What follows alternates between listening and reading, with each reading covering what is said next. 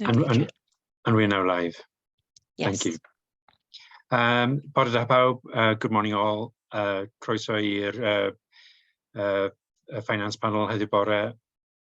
Mae gyda ni portfolio holder dros cyllid, David Thomas. Good morning, David. And also head of finance, Jane Thomas. So, and the usual array of panelists. So, diolch pawb am dod yma heddiw bore. First of all, Kath, apologies. Yes, can we have apologies from Councillor Anita Cartwright and apologies from Lynn Hamilton, lay member observer. Thank you.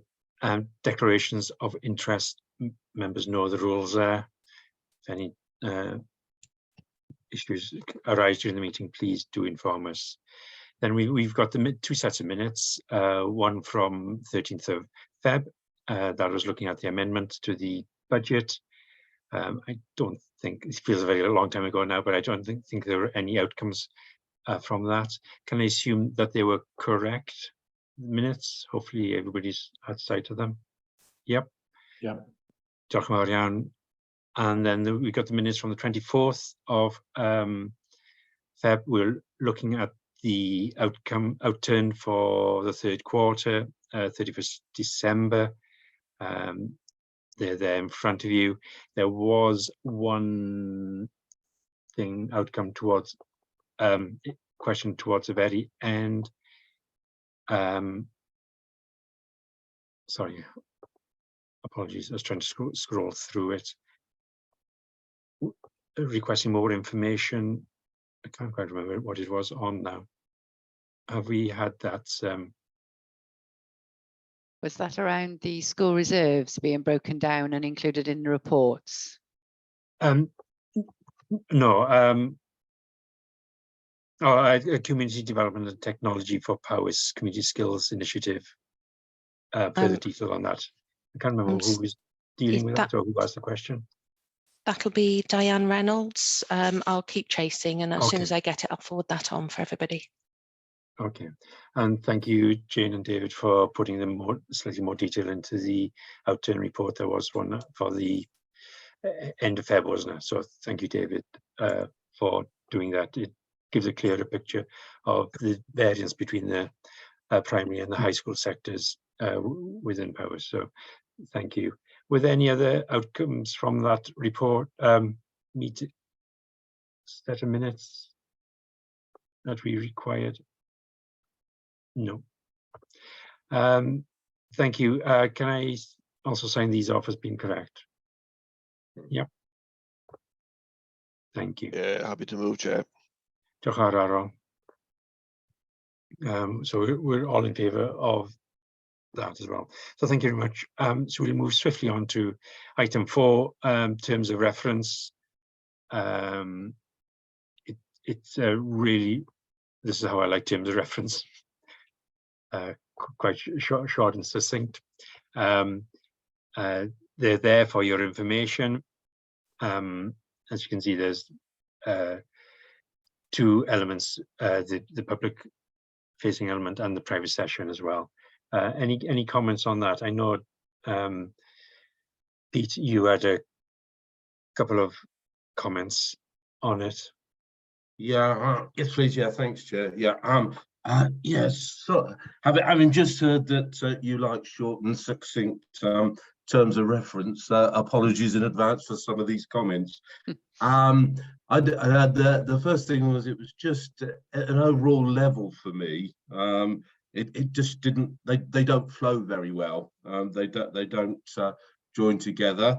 So I thought they could flow better. And my initial impression was they did seem a bit light. That may be part of my newness to the committee. In terms of specifics, just a couple of points, if I may. So the opening one says we will concentrate on strategic financial matters. I just wondered if that actually needed to be defined, so as we know what strategic financial matters are. And then it was the next word says including the following, which for me means there's some other strategic financial matters that aren't included. So I just wanted to tease that out and get that defined. And then I think probably more importantly for me was there was nothing at the end to say what happens with the outputs of all this scrutiny that we do. Thank you. Thank you. That final comment is, yeah, I think that's probably important, really, where this committee reports to. Jane. Well, my comment is a separate one, so perhaps get feedback from the committee first on Councillor Peate's questions. Yes, your thoughts, from my point of view, strategic means keeping it at a fairly high level, not diving down into the detail of individual services, where probably other scrutiny committees can take a view. It's your overall balance between the various services within the council as well. Do you mentioned the flow of the minutes is I'm not exactly sure what you mean by that, but the way, rather than having a series of bullet points, you would prefer to have a more fuller description of the functions of the committee. Pete. Yeah, yes, I think so, Chair. Yeah, yes. So I suppose things like for me is I was just trying to think of an example. So like 1, 2, 3, fourth bullet down, we'll concentrate on including the following assumptions underlying the budget strategy. I sort of like get that, but I sort of like don't. And I think your point as well about strategic financial matters, it was seeming to me that you have an understanding of what that is, and my reasoning for wanting the definition for it was to just make sure we were all on the same place, really. Okay. Elwyn, did you have a comment? Oh, your hand's gone down now. Yeah, I was ahead of myself actually. So okay. I'm no I'm fairly relaxed about terms of reference. My view, they're fine as it is, but I guess if somebody new to it would maybe need a bit more narrative around these comments.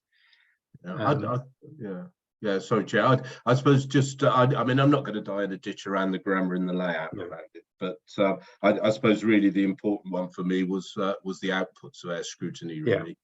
Yeah, I can certainly see that. And Jane, something like that could be added at the end, couldn't it?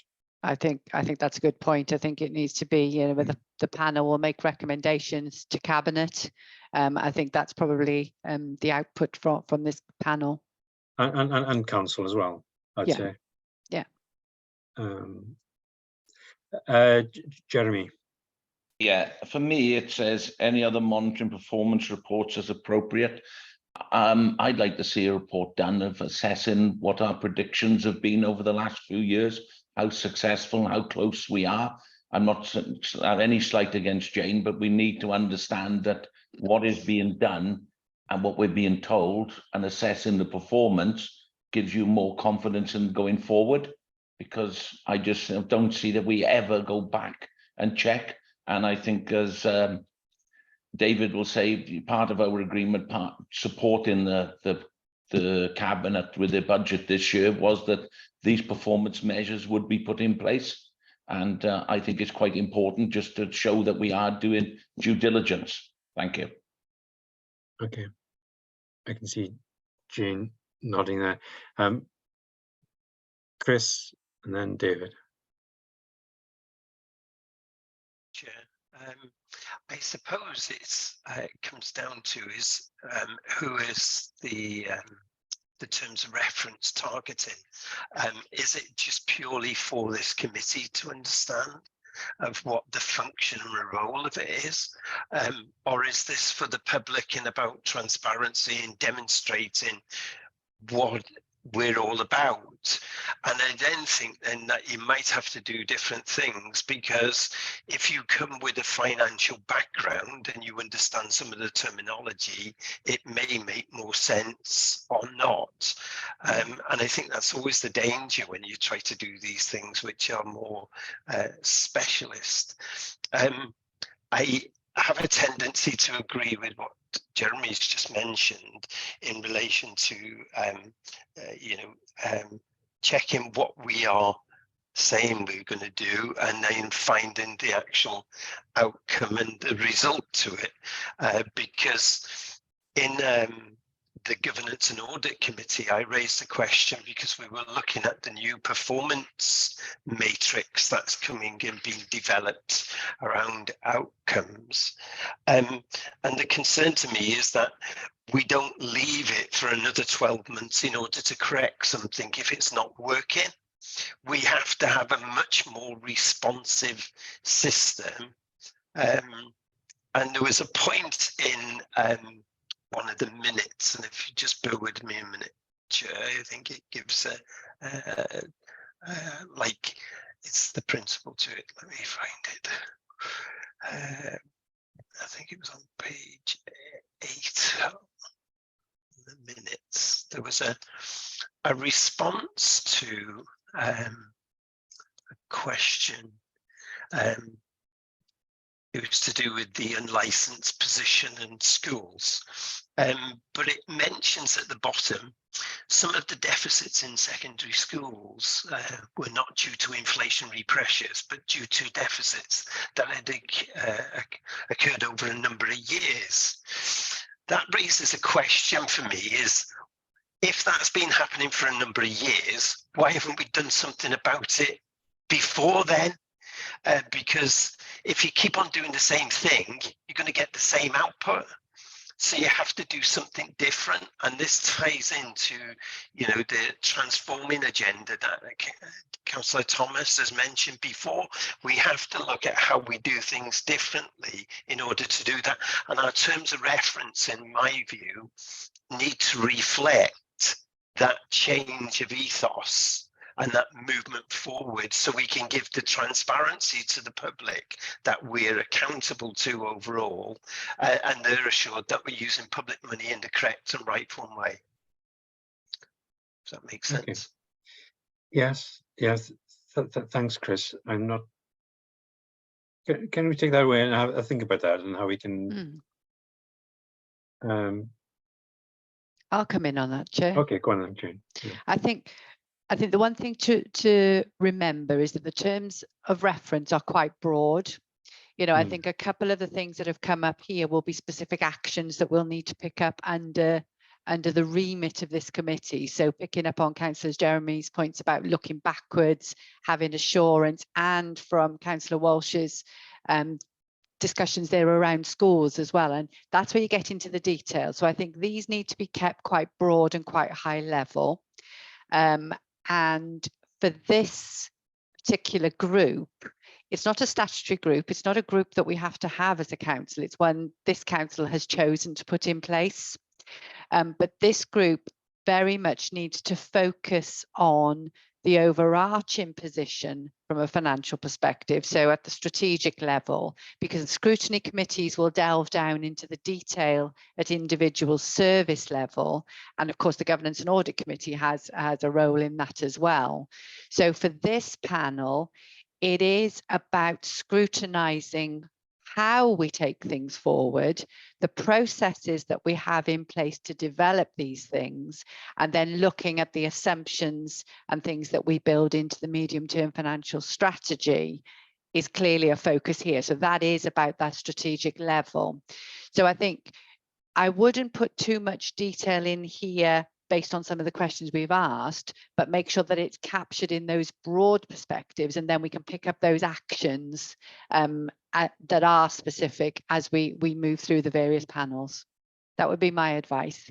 The only thing that I would say on here in the second bullet point in 7.38.1, it says assist with the delivery of the financial plans. I don't think that's the role of the panel. No. The role of the panel is to scrutinise the arrangements around it rather than assisting in the delivery, because when it comes to the delivery, that is very much down to officers and the council as a whole in terms of that delivery, not the role of this particular panel. Yeah, I agree there, Jane. That wording could be changed. David? Thank you, Chair. Just to come back to Councillor Jeremy's point, I've got no problem whatsoever that if we want to include some sort of a review into the finance panel agenda around financial issues, because this is a discussion that we did have with Councillor Jeremy, and I'm perfectly comfortable with it. It's just a question of what it looks like. We've got governance and audits are already doing a series of deep dives into actual service performance, where there are concerns, etc.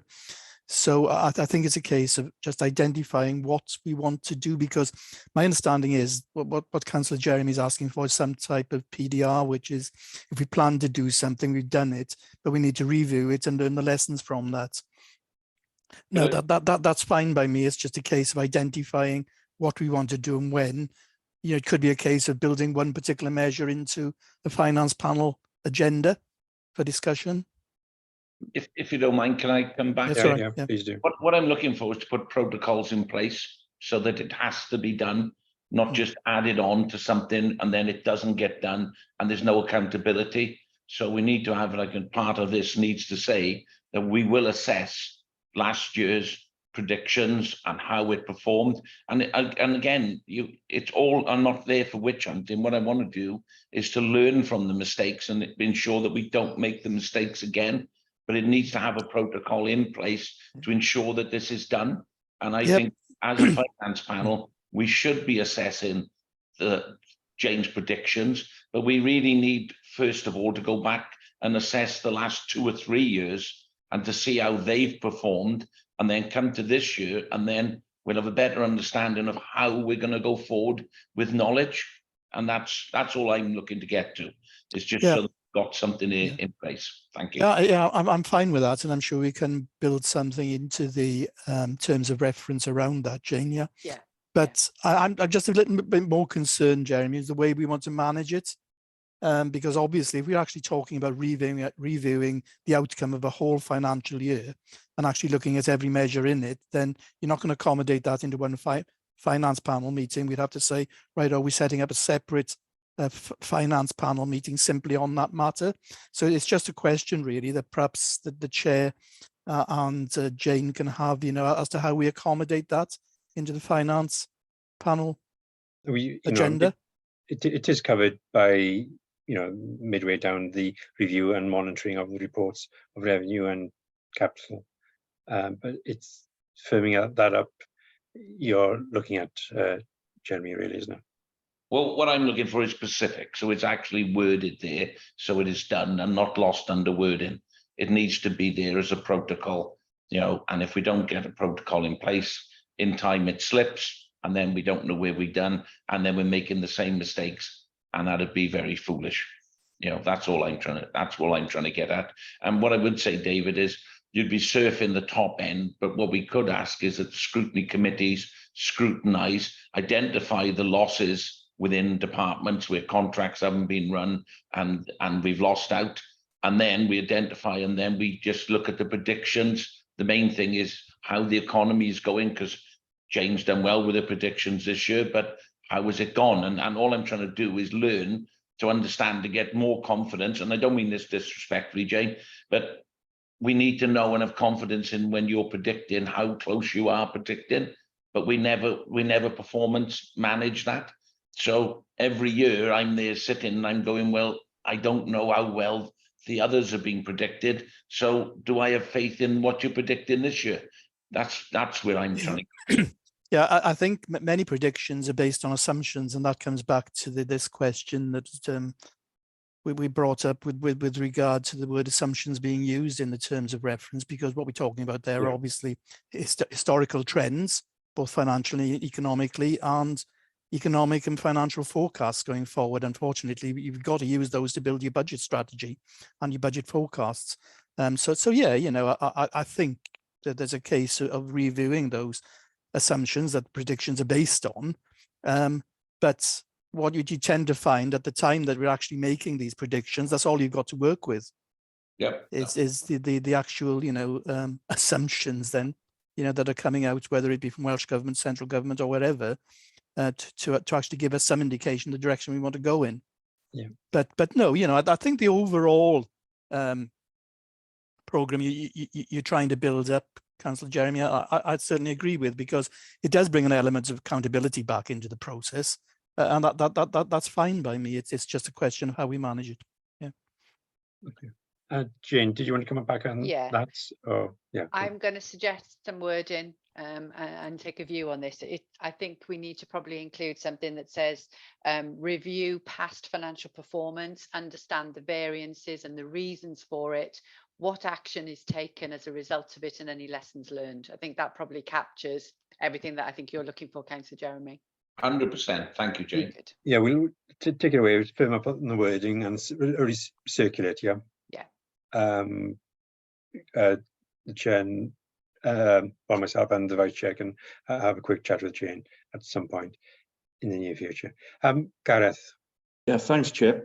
Two points. One, the first, relating to the recommendations of this panel to the Cabinet and full Council. I would like to see a feedback loop to see whether the recommendations were acted upon, and if not, why not? That's that's already in place. Sorry, Gareth, not Councillor Gareth. We have that process in place for the scrutiny committee. So if this panel makes a recommendation, that is recorded, taken to whoever the recommendation is for, and then they are expected to respond formally. So I think that process is already in place for you. Yeah. Good. Thanks for that confirmation. And Councillor David referred to the deep dives on certain topics that the Audit and Scrutiny Committee are doing. As that committee's representative, would you want me to at some time to give some feedback on how we're going on that? When I guess when you reach conclusion, yeah, at a suitable point. Yeah, it would be no bad idea, but I'm guessing they'd be widely known to the council overall as well, to some degree. But certainly, if there's something really relevant to the finance panel, yes, please. Okay, I'll do that. Right. I'll go away with the vice chair and Jane and get a form of words and circulate it, so we can. Who agrees these terms of reference? Is it full council, or how does it work, Jane? What's the No, I think it's this committee, isn't this it? committee only? Okay, we don't have to have outside blessings.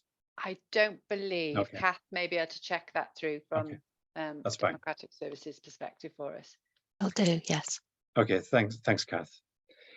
Right, next item, unless there are any further comment. Next item on the agenda. Apologies, I was looking. Is the update on the energy efficiency funding and criteria for schools. There was a hope that we'd see something before the end of March. Clearly, things have moved on. Jane. Yeah, Chair, just to update you, the Scrutiny Committee for Learning and Skills has asked to be involved in developing this criteria. So that is being taken forward. I believe that they have a committee in June, so a little later than we were anticipating. But I think it's important that that committee does get involved in that. And I know, Chair, you sit on that committee as well, so you'll be involved in that development. And I think once that criteria has been developed, it will then be proposed to be taken forward. And then, of course, this committee can see the results of that work. Or this panel, rather, not a committee, sorry. Thank you. It is an element of concern. I'm not particularly, it's important that those criteria are reviewed, whatever they are, whether you're part of that development or not, it's a cabinet's role, really.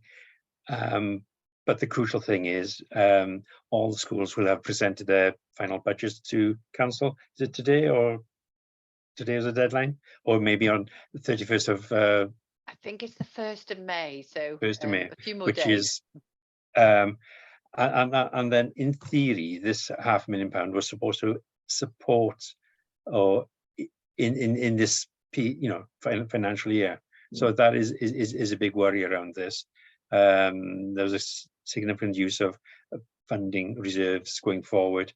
So I am concerned about the lateness of this and the lateness of the information getting to school, whether there will be more support for them in the financial year. Because when you're making redundancies, it's a long-term process, long drawn-out process. So that just aside, but we look forward to more news next time, I guess. There's not a lot we can do about that, but it's that frustration. Item 6, reimagining. David or Jane, are you? Oh, sorry. Councillor Elwyn is. Oh, sorry, Elwyn. No problem. No problem. Well, all I want to say was actually to reiterate what you have just mentioned, Chair. It is a matter of huge frustration. I am well aware with governing bodies that this information has not come out to date. People are setting very, very difficult and challenging budgets.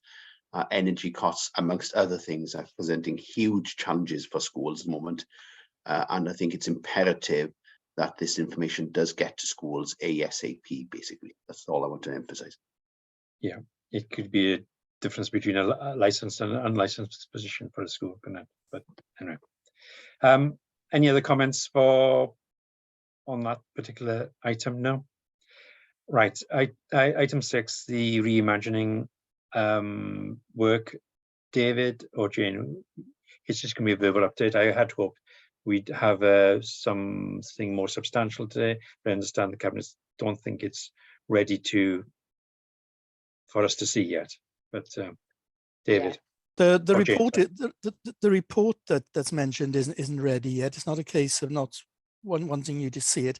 I think for my part, I'm a little confused into how we go forward with this, because I'll touch on some of the work that's been done so far, and I'm sure Jane's going to add to what I've got to say, and where we're hoping to be in the near future. And obviously, once this report is available, there'll be a lot more information coming to you. But I have noticed that it's built into every finance panel meeting on the forward work programme, and it's just a question of how we manage it, because this is a huge programme.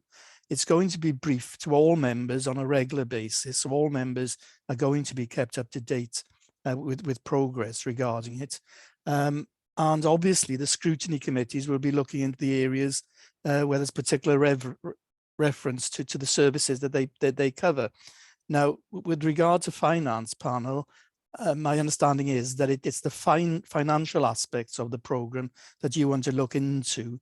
Now, I just want some understanding as to regards what you want to examine within the programme, because what I don't want to do with respect is to go along to every single scrutiny committee, the finance panel, and perhaps governance and audit, and repeat everything, within that programme that we'll have already briefed the whole council on, because that's the intention.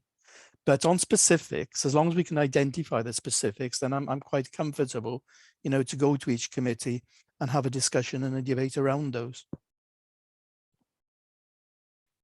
Thank you. Well, from my point of view, maybe the committee would have a different view, but it's the overall impact of the constraints on the budget of the council. How you're going to deal with that, the balance between various services. I've got to say, I was really disappointed with the reimagining day we had in the pavilion for all councillors. At that point, I was really hoping for a bit of blue sky thinking, but it was a reiteration of all the stuff we already know about the pressures on the council. It's a next step forwards. How you see the balance of the council between the various services, especially the big ones, and how that expenditure is going to be restrained going forward. And it's got to be remembered, you've got to have the bones of the budget roughly in place by the end of August. It's only 4 months away, and it's really tight timeline.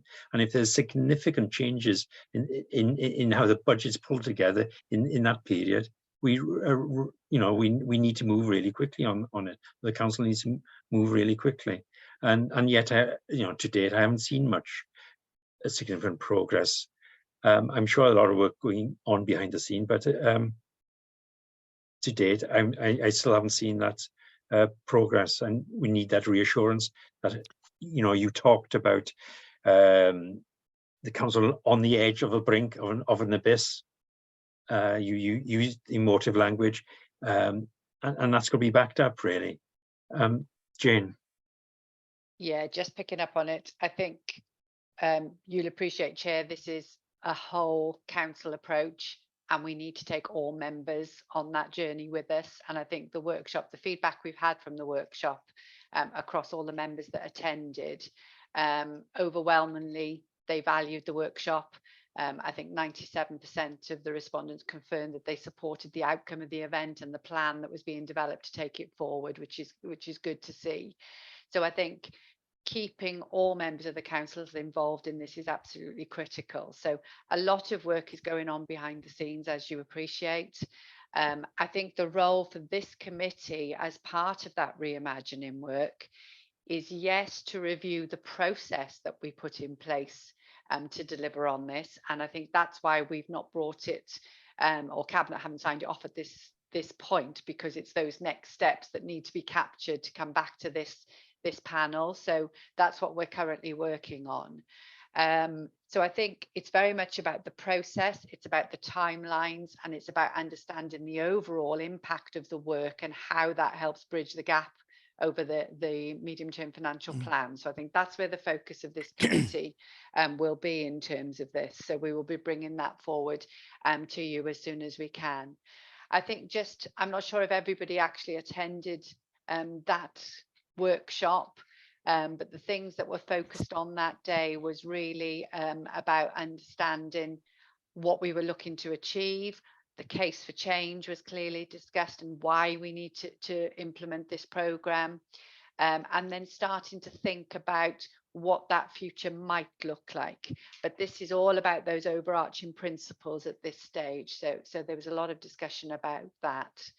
And I think the need to keep everybody involved and engaged in this, not only councillors and the council and staff, but also the wider the people of Powys wanting to be kept up to date with this and understand it. So there's a lot of communications being planned now as well to make sure that the wider residents of Powys are clear on the need to do this, why we're doing it, and how we're going to approach it. And of course, they will inform it as well. So there's a lot going on in the background. And as soon as we're in a position to be able to share some more of that documentation, I'm sure Councillor David and myself will be bringing those to this panel for further scrutiny. Thank you, Jane. The attendance was quite poor, or only sort of half the councillors turned up to the meeting, which was a bit disappointing. On the day, yes, there was. Yeah, so Jeremy. Thank you, Aled. I gotta be honest, with reimagining Powys, you have to reimagine, but you have to know where you're going. At what we first need, and there isn't, and what I found quite disappointing. First, we got no information about the past. What we needed to see was what the budget was 20 years ago, have it index linked to see what the budget should have been now, then to show the deficit in real terms of what we've got. So we didn't understand where we'd been. So we were there with no idea where we're going or what we're trying to achieve. So reimagining what? The only thing that came out of it for me was we got an understanding that we need to look, and I've been asking now for years, for each part of the business of Powys County Council to come back and tell us, if we keep having cuts, what we can't deliver. So we need to assess the impact of what we can't deliver. We can't just keep delivering everything more poorly each time. But until we learn and understand where we come from and have a clear vision of where we're going to, then we are just going to go round in circles like baby with the bathwater. And I'm sorry, I found that question 4 should have been the first question, so we were understanding what we were scrutinizing. And it didn't do for me what I felt it should do. And if we're going to have this, we need to have the information of the past, the future, so we can then imagine where we're going. Thank you. There's a huge amount of information about the past from all the outturn reports and annual outturns, but Jane, yeah. Yeah, just to come in on that, I think, you know, we are working with uncertainty. It's the nature of annual funding streams from Welsh Government. You know, it's not ideal. We are getting a little bit more in terms of those indicative funding levels going forward. So that is helping us. So we do work with assumptions of where we think we will be. And obviously this panel has involvement in looking and challenging those assumptions that we build into the medium-term financial strategy. So you've already seen those in terms of what we've built in. So the forecasts and the gaps in terms of our budget position going forward, we have calculated. We do work them on a scenario basis, you know, best worst case scenarios, because of the uncertainty we face in terms of understanding that fully. So that's got to be very much the focus, I think, of where we're going. We do have a lot of information about the past. We know we've delivered significant reductions in budget. And that information is all available. It's trying to focus, I think, on the most important aspects of that, because as you appreciate, the volume is huge. But of course, from what you've said there, Councillor Jeremy, in terms of understanding each service, that is the fundamental part of this review. It is about understanding what it is as a council we are required to do, and then looking at the best means of being able to deliver that. It may be ourselves, it may not be ourselves, but this is, I think, what you're asking for is exactly what you're going to see as a result of this work. So I hope that gives you some assurance there. So it is a big project. It's a different way of approaching how we look at the council, which I think the situation calls for. So the sooner we get into the nitty-gritty of this at a service level, which we will be starting now shortly, is absolutely fundamental to completing this work and enabling us to have that sustainable council going forward. Can I come back, Alec, please? Yes, please do, Jeremy. There is a school of thought that we're not really receiving these cuts. People don't believe that we're having cuts in funding. Now, first of all, if you want to take people with you, you have to give them understanding. Yeah. So if we went back 20 years, understand what the budget was, indexation, link it through to today, showing the disparity from one to the other, if there is one, that gives people confidence in what we've come from to where we are today. Then, secondly, we need to know where we're trying to go to. An independent part of the work would then be that each part of the service looks at what it can't deliver and what it thinks it will have to take away. That can be going on at the same time, but it can only be going on if you know the journey you're going on. And I hate that word journey. I don't know why I used it, but you need to know where you're going to. You wouldn't go on holiday and sit at a crossroads and turn around a week later because you didn't know whether you were going left or right. And all I'm saying is you have to know where we're going to get there. Otherwise, you're not going to know if you've achieved it. And I just think that there was nothing clear to show the cuts to me. There was nothing clear of where we're trying to go to. So we were trying to assess something which was the hypothesis. And we need to have the clear direction of what are we trying to achieve? We're trying to achieve this. Now we know where we're going, and this is where we were. And if we can get that clarity at the beginning, then everyone, I think, will follow with you. Thank you for indulging me. Thank you, Jeremy. There has to be assumptions around revenue coming into the council, but there also have to be assumptions about demand as well that the council is facing, because that is forever changing as well. You know, the net budget has always increased year on year. 5 years ago, it's probably about 270 million-ish from memory, and now it's well over 300 million net budget. But the demand and inflation feeding into that really makes huge inroads, and having to deliver those services differently to live within that budget. but I wouldn't say that the service has got worse over the years. There's some areas of the council that I think the service delivery has improved in spite of significant challenges. David.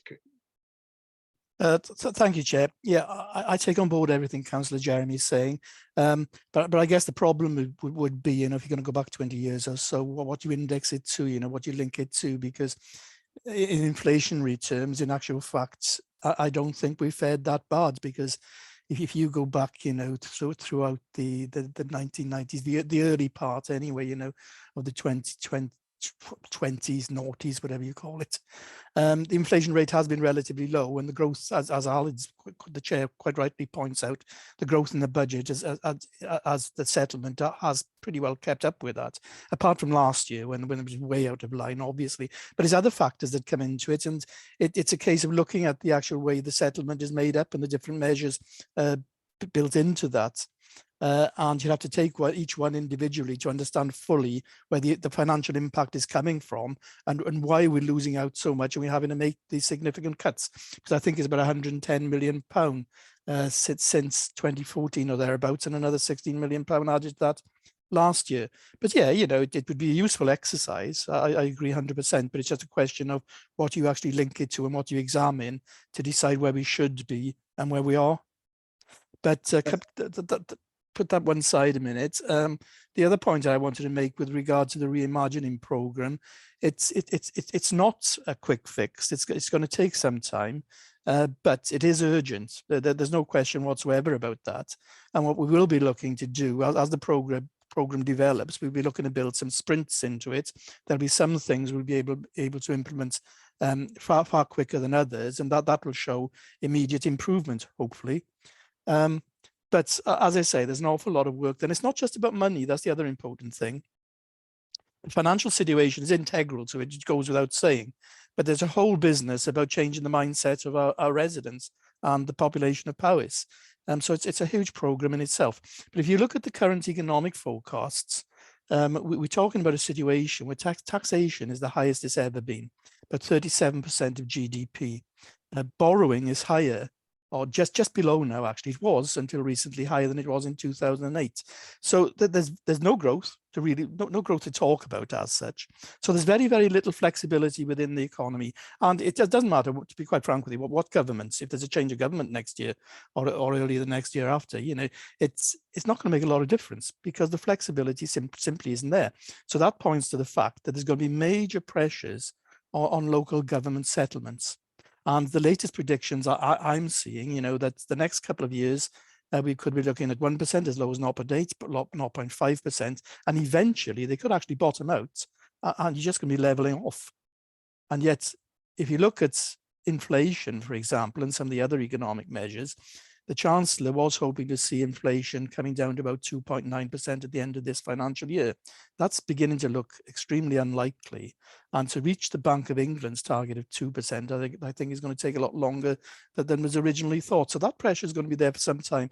And the other important factor, particularly with regard to the capital programme and inflation, is the damage that's been done by this incredibly high level of inflation at 11%.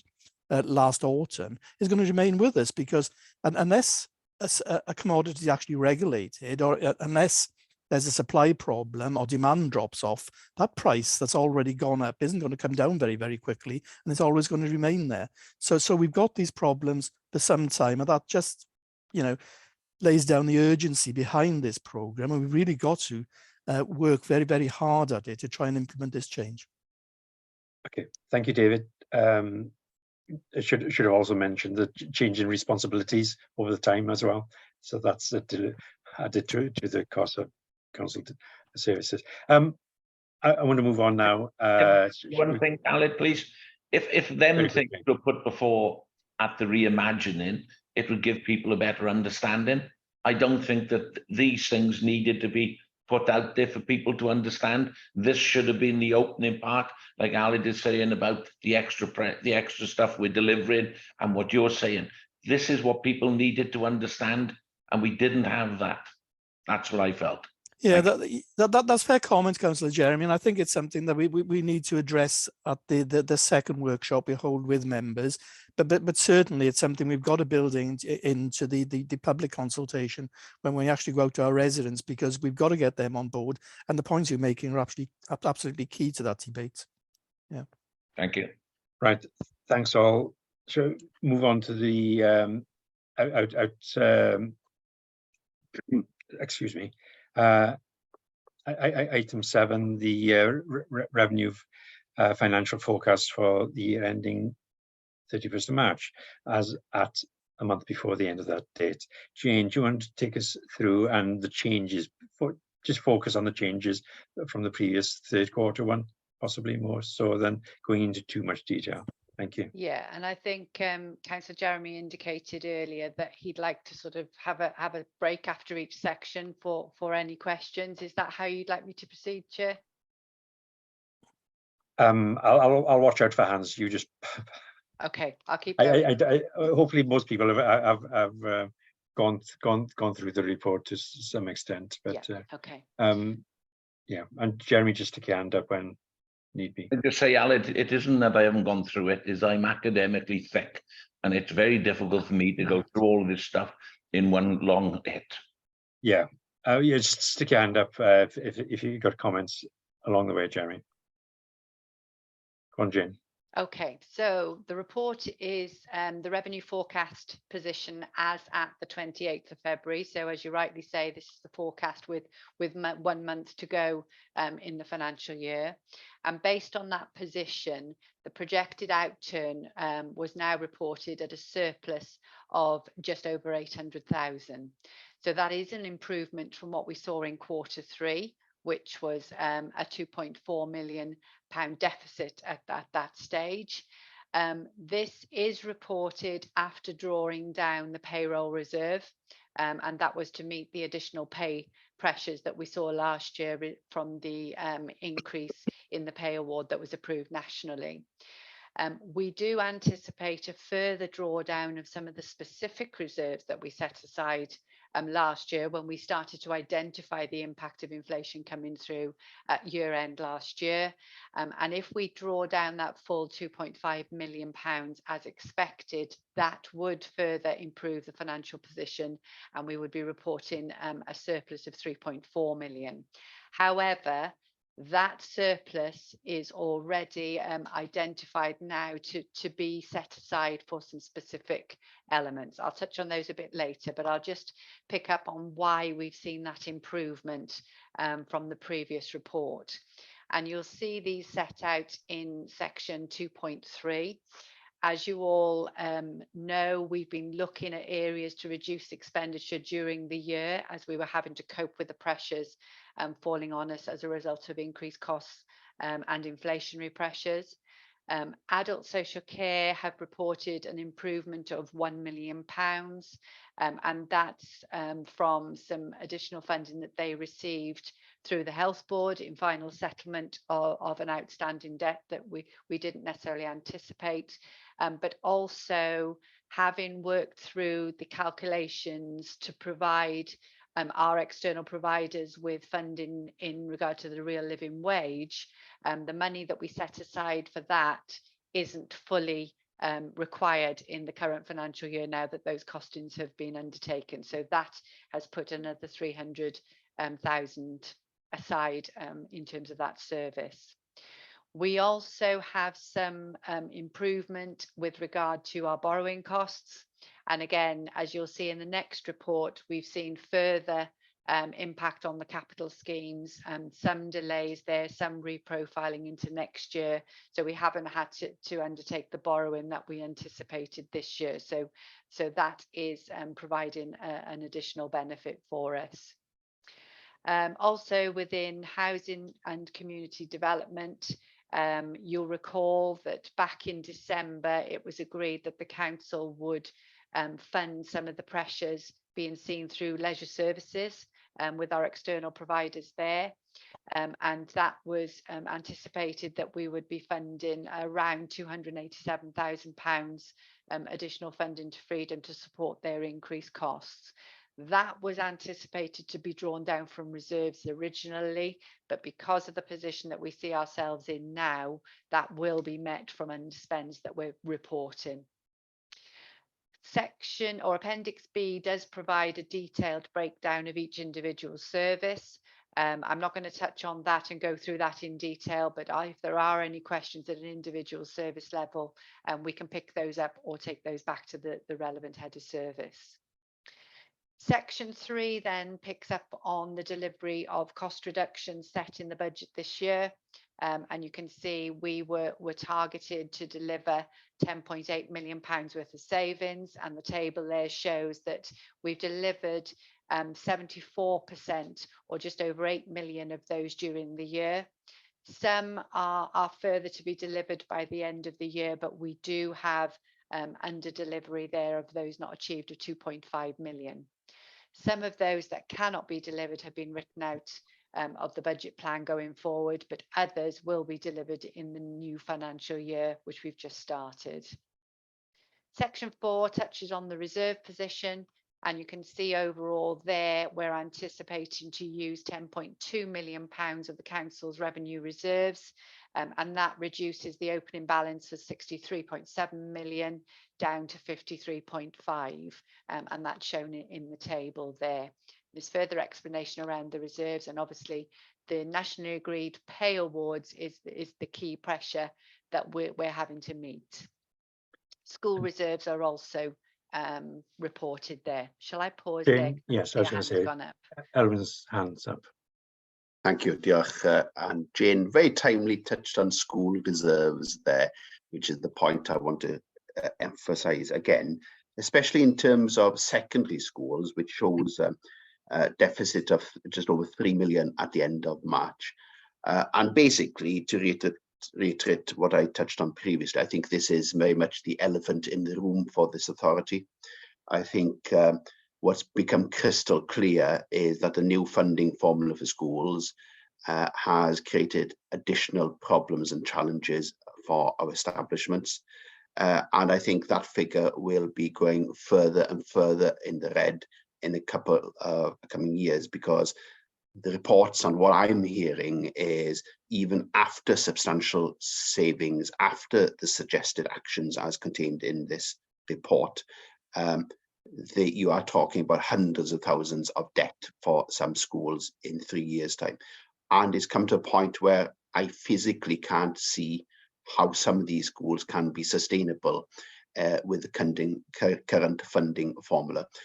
Because at the end of the day, there's only so much cuts they can do. There is simply not enough money in the pot initially, from what I can see.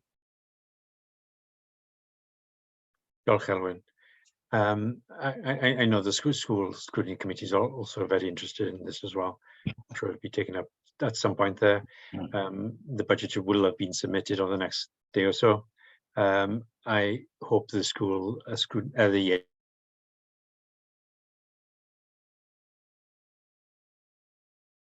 Chair has frozen, I think. Yeah, the committee. Jeremy.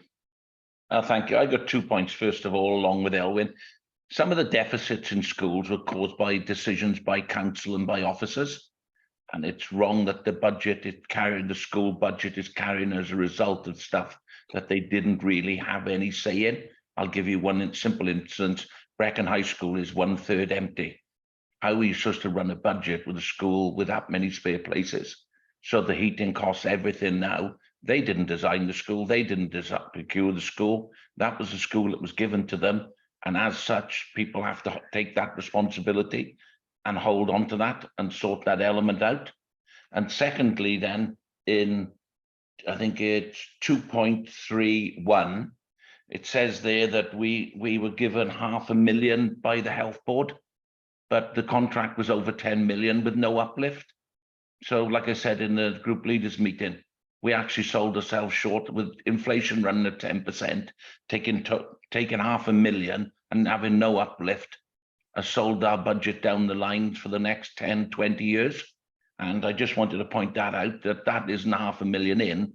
For me, that's another £500,000 loss, because we should have been negotiating an uplift on that contract and we failed. Thank you. Jane, do you want to pick up comment on those? Yeah. Do you want to pick up all and I'll come back in on all of them? Okay, Chris, come.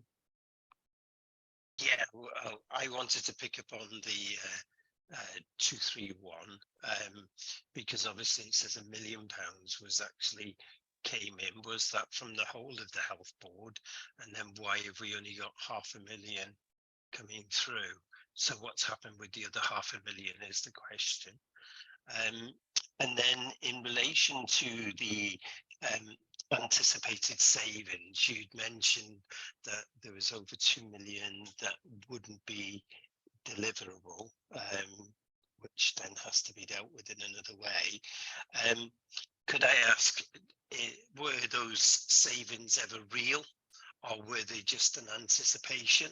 Because again, when we're looking at financial forecasting, we've got to get those service areas to be able to do that much more with intelligence, and that's where some of the discussion that we had before on what Jeremy was mentioning about learning from past events to do this more effectively.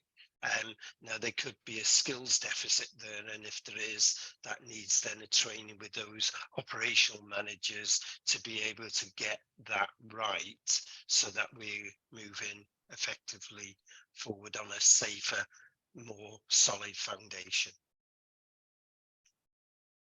Okay. Sorry, I should have asked David whether you wanted to comment as well already, but I'll leave it to Jane. I'll come in and then David can come in after me. In terms of the school's position, secondary schools are an area of concern for us. We do see some historical deficits being carried forward. We're working with those schools now in terms of recovery plans. And as you've already pointed out, Chair, we'll be receiving those updated budget plans from schools now in the next week. And we will be reviewing those and seeing what action is needed, if any, to support those schools through the next financial year. Picking up on the adult social care, the one thing to remember here is in terms of the report, what you're seeing is performance against budget. So when we talk about an improvement in adult social care of £1 million, it's their overall budget plan, and what they've done is reduce, I think, the original overspend projection because of that improvement. So the £1 million is not specifically to the health board, it's not specifically to one individual thing, it is their improvement in their forecast against the total budget set for the service. The £500,000 that we've received in settlement from the health board was not anticipated, so hence that moves into that improvement for that piece. The other issue that we talked about then was around the savings, and absolutely we need to understand where savings haven't been delivered. Why is that the case? And as part of the outturn report, and I know a request made by this panel previously as well, we will have an in-depth review of those savings and those that are undelivered to understand why they weren't delivered, what level of risk was identified in the first instance around that, and then see what needs to happen or are any lessons learned again from that as well. So that will be coming back to you for further scrutiny when you receive the outturn report. I don't know if there's anything, Councillor David, you wanted to add? Yes, just a couple of points, please, if I may. The first one is with regard to the school deficits and the lack of reserves. I think Councillor Elwyn appeared to be suggesting that it was something that was just impacting Powys, but the reality of the situation is that there are a number of authorities in Wales.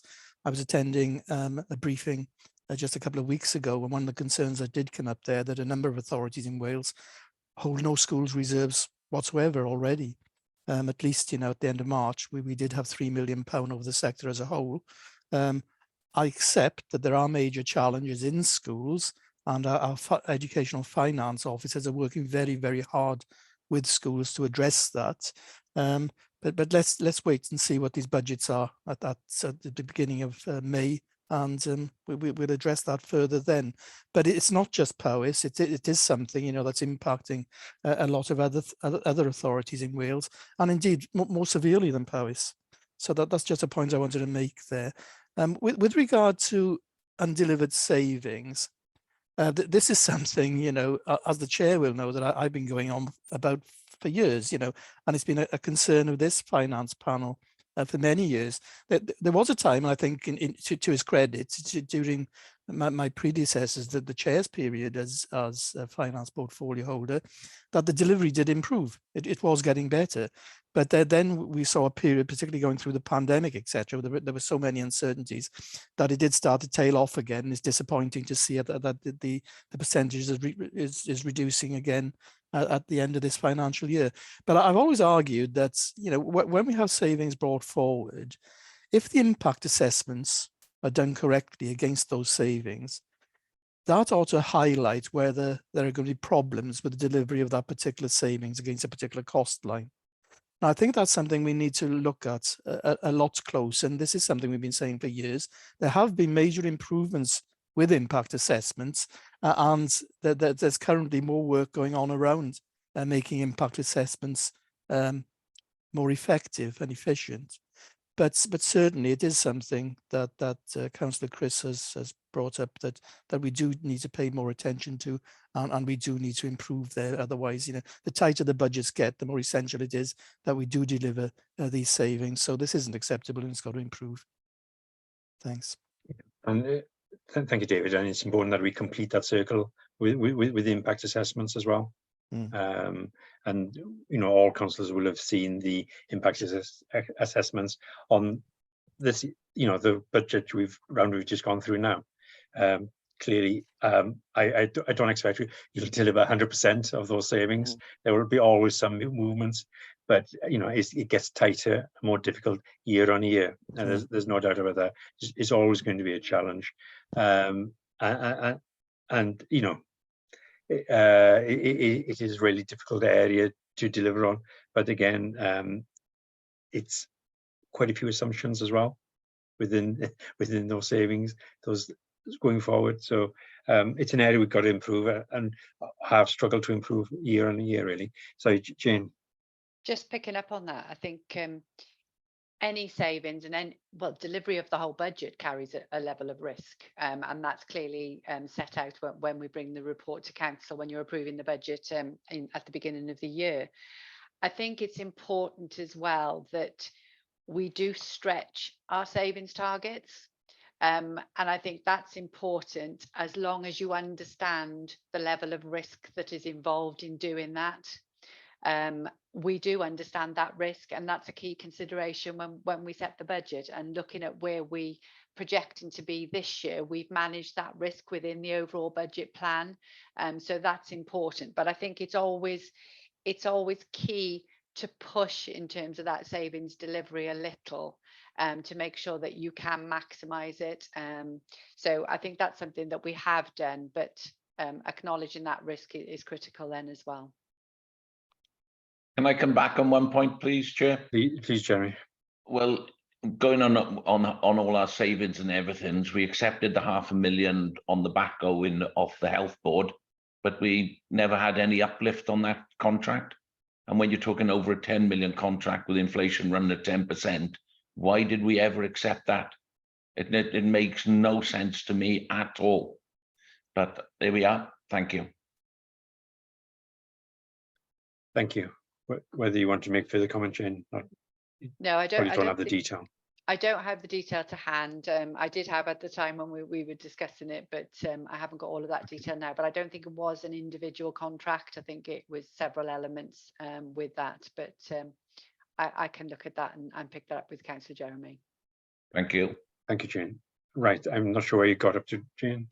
We covered reserves, and then it was the section then 5 picks up on any grants received during that period, and the environments that were proposed and approved. So I'm not going to go through those unless there's any questions on that.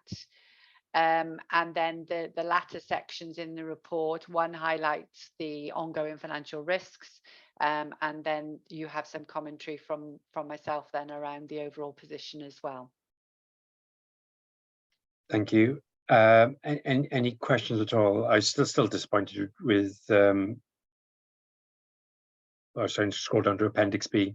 Some of the service commentary in that is still a little bit disappointing, especially education. But I guess it's something that's often said.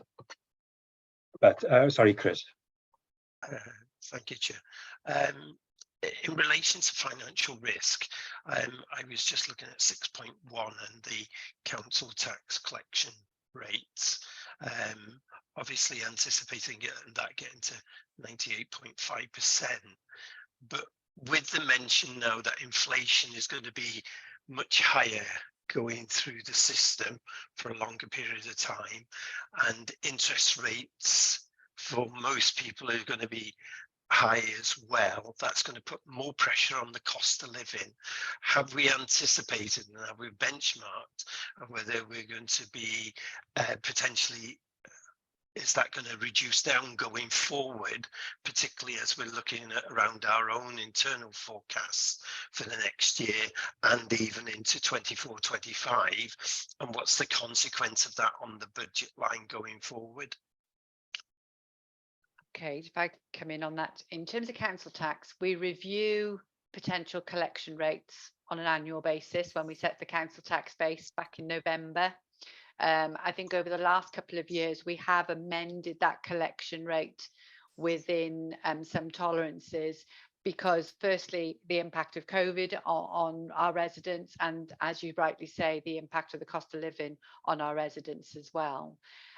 There are a number of mechanisms that can support our residents in terms of council tax, and where eligible, you know, there is that support for residents that are really struggling.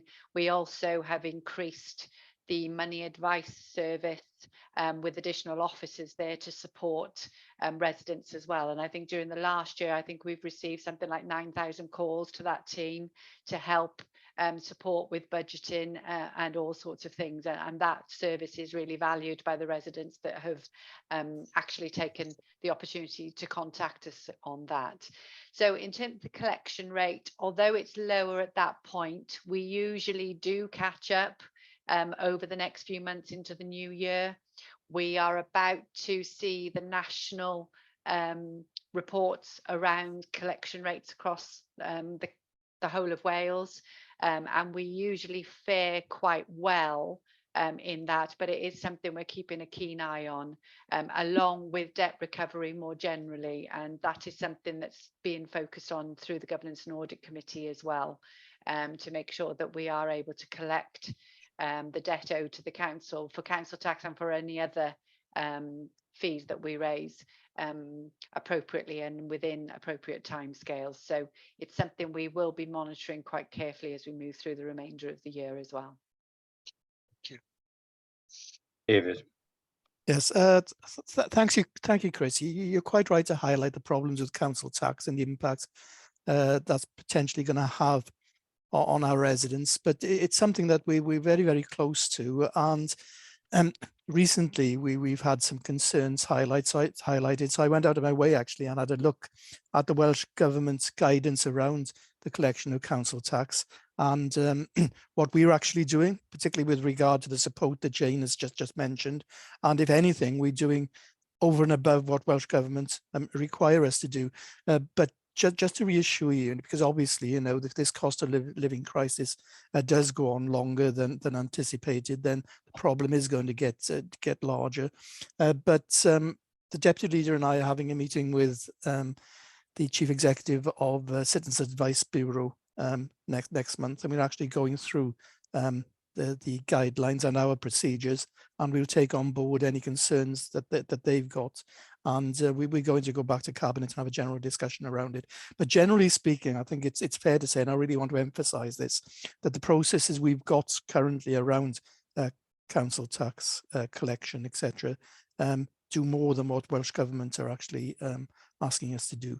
But obviously there's always room for some improvement, particularly in a crisis that we're experiencing at the moment. I suppose one of the biggest threats might be going forward that if this cost of living crisis is prolonged, it'll mean that more people might fall into qualifying for the council tax reduction scheme, and that then might put pressure on the amount of money we're actually receiving from Welsh Government to fund that scheme. So that might become a concern. But currently, you know, I just fall in line with what Jane's been saying, but I just wanted to give you that assurance around the actual collection process. Thank you. Thank you, David. The residents of Powys are really good at paying their council tax. Our rates are, even though it's a high cost to them, they're really good at paying it. Jeremy. Can I just say, if you indulge me again, David, when you're there, can you remember the self-employed? They have no unions, they have no representative, and they've been so over-legislated at the moment and hit with a big stick from every direction. I'm speaking to people who are really, really struggling mentally, and then what they need is support. If they're found to be not quite at the races or doing something wrong, what they don't need is another burden on top. And unfortunately, we seem to be these days, the moment we get our foot through the door, we go after everything. These people are at breaking point. Don't forget, if the members of the public have no money to spend, they have no way of earning any money, and they really are the people at the hard end of this. Thank you. Okay, I'll do that, Jeremy. Yeah. Thank you both. Just one quick comment to Jane, really. There was a real push during the last summer when we saw inflation levels there was a real push to sort of clamp down on expenditure. I guess it will, you know, when we have the final outturn for the year, understand where that funding has been saved. I know there's extra income coming in as well, which increases the net underspend here. But the headline net underspend here is £3.4 million. As a percentage of the total, it's not huge, admittedly.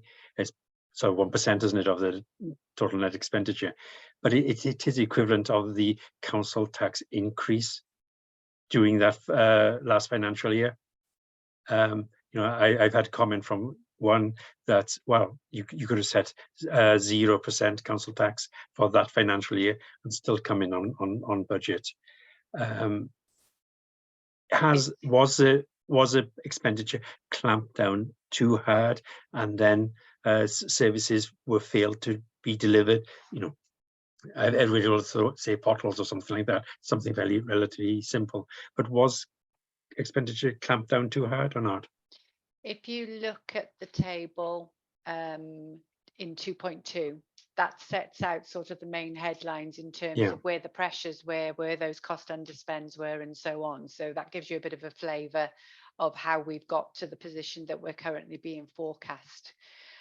When you then look at Appendix A, it shows you where those underspends are across services, and you'll see, you know, there are some variances across all of those services. So each service has contributed a little towards that overarching position.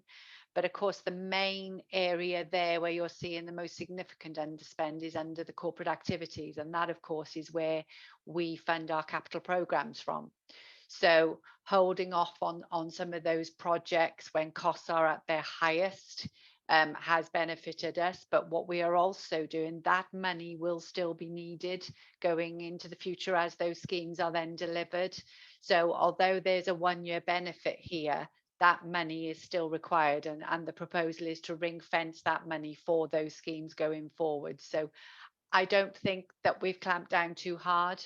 I believe that some of the underspend will be spent immediately in the new year to support the pressures that we're still seeing coming through, particularly around pay awards. And as I said, those are agreed nationally. So we already have a shortfall in the new financial year for some of those. So this position will help us mitigate those pressures that already exist. Thank you. So what was the pushing back of the capital programme a deliberate financial decision? Some were, others have been delayed, but the delays have been created by some of the economic challenge that we see as well. So there is a bit of both. We would only delay things where it was appropriate to do so, without creating additional risk for the council in terms of delaying on those projects. And there would be some that, although business cases were provided, we haven't progressed at this point in time, so that we can wait and see if, I'm not sure whether costs will come down, but our borrowing costs we are hoping will come down as we see inflation drop. But there's still some debate as to when we're likely to see that, although it is being forecasted in the projections that we get around borrowing rates. But that does come at a cost to service users as well, doesn't it? Yes, and it's important to consider that when we make those decisions. Okay. Thank you, Jane. Any other questions before we move on to capital? No? Good. I can see James is in the meeting. Is he going to take us through the capital? James Chappell? Good morning, James. Right. Good morning. Happy Good to see you, do James. that, James. The silent treatment for a moment, and I was starting to panic. Yeah, that's right. Thank you, James. Right. Good morning, members. This is the capital report, the capital forecast at the end of February 2023. As you can see, at that point in time, we had a revised budget of just over 95 million, a reduction of the one we started at the beginning of the year, 133 million. Spend was around half of that budget, or just over half of that budget, at 49 million at that point in time. And 38% of the capital programme at that point in time was expected to be funded by borrowing, but you can see around 50% was expected to be funded by capital grants. We've got a list of grants that were received in those 2 months in January and February, so shared prosperity, some extra housing grants, optimised retrofit programme for energy efficiency works on housing. We've had some additional funding for small grants scheme for schools, and the capital maintenance energy efficiency works grant of 2.2 million. There was a environment requested for a planning public protection and building control system, which has been supported by the Capital Oversight Board, so they can implement that in 2024. A further £100,000 environment for whiteboards in school, installation of whiteboards. On the capital receipts front, at that point in time, just under 1.5 million had been received, which includes 400,000 for the HRA. There were sales agreed at around 2.6 million at that point in time. Weren't sure at what point they would fall, whether they would fall in this financial year or last financial year, whichever way we're talking about them now. So depending on how the sales take place.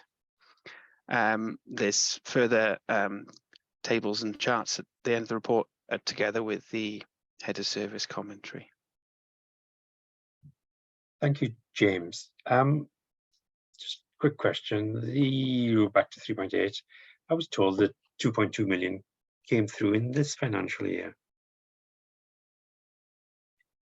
So what date did that award come through? That grant was received in 22-23. It will be used to fund works already completed in that financial year, because there is not sufficient time to do any of those works within the 6-8 weeks that we had notice, or probably a bit longer than that. And it was proposed in the report to carry the displaced funding forward, the council funding that was being used originally for the works, for other works, to carry out those capital works in future years. So it was one of the terms of the grant that we had to spend that grant in this financial year, but the money that it's replaced, freed up, we will roll forward into 23-24 and use that to do some energy efficiency works and capital maintenance. Yes, neither you or Jane can remember the date it actually you knew about it. Give me a second, I can find the grant letter. Okay. That does remind me, I did ask for those advice notes for previous grants from 12 months ago as well. the description of what it was supposed to be spent on? Still haven't had them. I've had it, so perhaps apologies if I haven't forwarded it on. I will look Okay. at that now after the meeting. Thank you, Jane. It was the 2nd of February. 2nd That of February. funding was awarded, yeah. Okay, thank you. Did we, so what did that appear in the budgets debate? I can't remember now. I'd have to go back and have a look. I think you asked this question actually at the Learning and Skills Council. I wasn't aware of it during the budget debate, and that's the answer I gave at Learning and Skills. Yeah, perhaps that's the date. I got the. I assumed it was coming through in the this financial year rather than the back end of the other one. But no, I said the funding would be available for this financial year. Yeah, that was a stipulation was for it to be used on energy efficiency works, and of course allowing that flexibility to displace funding already incurred. The spend for this grant is effectively being made in the new financial year to support those energy efficiency measures in schools. Yes, I do understand that, but there was a big debate around the £500,000. There was.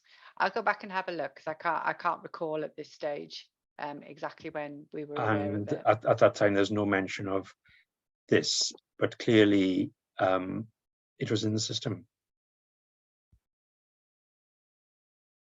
We'll go back and have a look.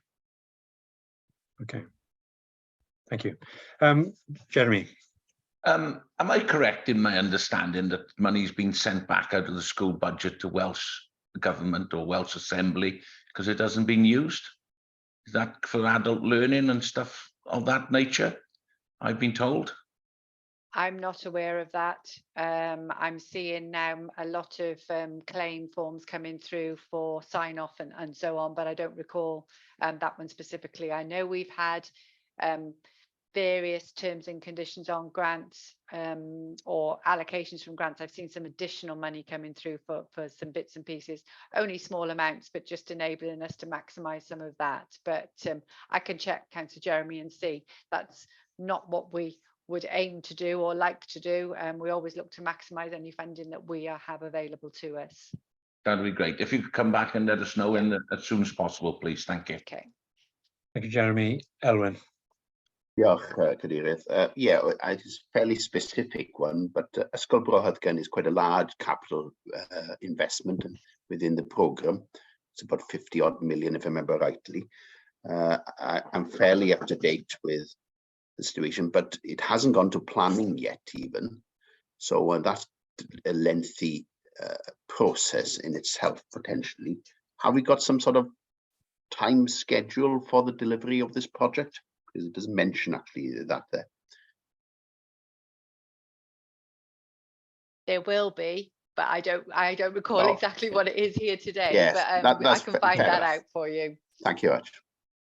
Yeah, neither do I, but it's almost certainly information within the skills scrutiny I've looked at in the past, I'm sure, but I guess the timeline might have been impacted.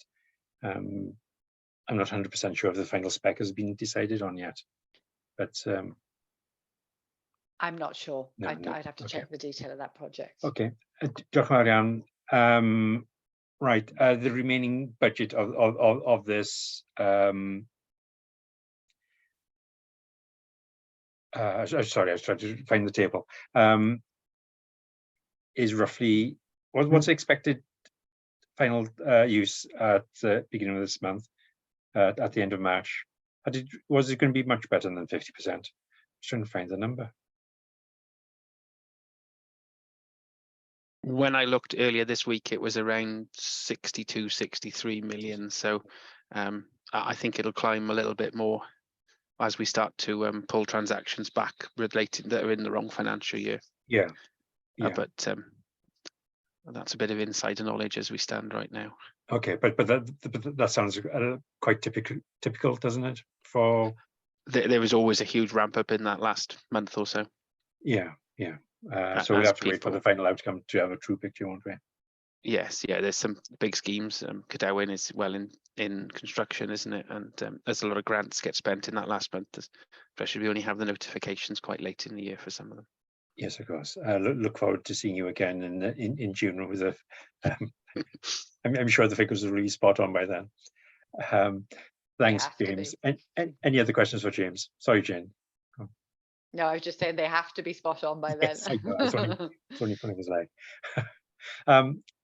Thanks, James. Any other questions for James or Jane before we wrap up the capital? No. No. Thank you very much indeed to both of you. There's a huge amount of information there, and we possibly do need to have a closer look at it at the end of the year, which will be an interesting session. So thanks both. Last item on the agenda, I think, is the forward work programme. It is what it is. As you can see,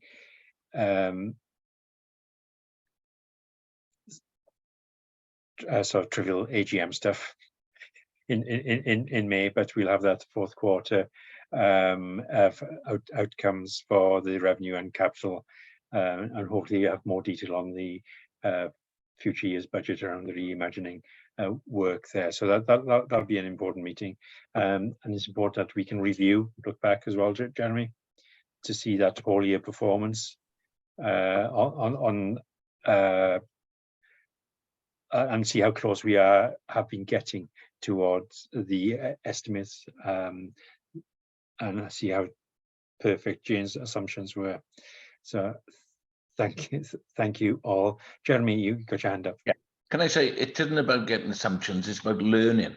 And people think that I'm after a witch hunt. I'm not. What I want to do is, I really want us to put protocols in place. Jane might move on to a different job in time to come, and we have a new treasurer. And if that happens, then we need to have the protocols in place so we can't hold people accountable. Same as the cabinet were given findings over the leisure.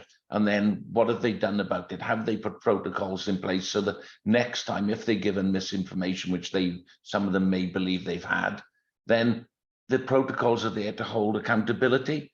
They're not there to witch hunt. What it is to keep everything on straight and narrow.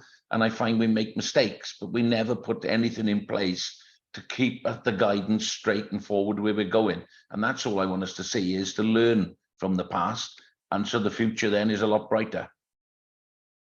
Okay, thank you, Jeremy. No other comments? Can I thank you all for attending the meeting today, and we'll pull the minutes together. There's one or two outcomes we need to chase, and hopefully Jane will be in touch with you, Jeremy, around the LHB stuff as well. So thank you all, one and all. Thank you all. Thank you. Goodbye.